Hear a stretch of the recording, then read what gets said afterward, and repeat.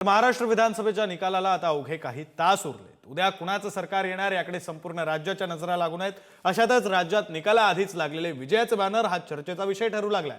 उत्साही कार्यकर्त्यांनी निकालाआधीच आपल्या नेत्याच्या विजयाचे बॅनर लावत धुरळा उडवून दिलाय। सर्वच पक्षीय कार्यकर्ते यामध्ये आघाडीवर असल्याचं दिसतंय।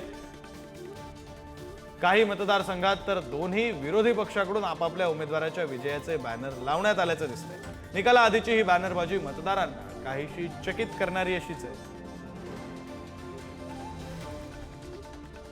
ही 8 दृश्य आपण राज्यभरातल्या 8 मतदारसंघातली पाहतोय। ऋतुराज पाटील यांचे बॅनर कोल्हापुरात, उत्तमराव जानकर यांचे बॅनर हे माळशिरसमध्ये, भागीरथ भालके यांचे पंढरपुरात, अतुल भोसले यांचे कराडमध्ये, विजयकुमार देशमुख सोलापुरात बॅनर लावण्यात आलेत, तर माणिकराव ठाकरेंचे बॅनर दिग्रसमध्ये, भीमराव धोंडे यांचे आष्टीमध्ये, तर महेंद्र दळवी यांचे अलिबागमध्ये बॅनर लावण्यात आले।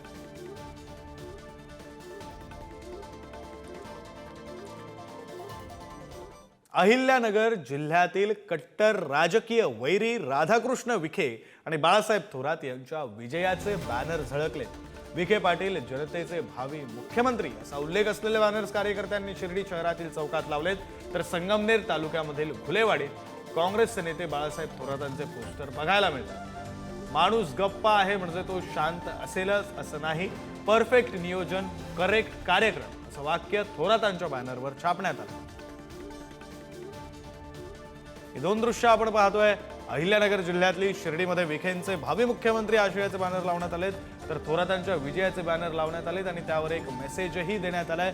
माणूस गप्पा आहे म्हणजे तो शांत असेल असं नाही, परफेक्ट नियोजन, करेक्ट कार्यक्रम असा आशय त्यावर छापण्यात आलाय।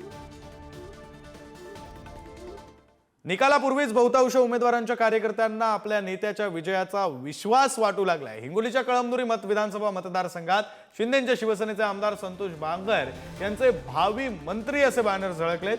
कळमनुरीत ठाकरेंच्या शिवसेनेकडून संतोष टारफे तर शिंदेच्या शिवसेनेकडून संतोष बांगर असा सामना रंगतोय। मात्र निकालाच्या पूर्वसंध्येला संतोष बांगर यांचे भावी मंत्री असे फलक झळकल्याने सर्वत्र चर्चा होऊ लागली। Thank you.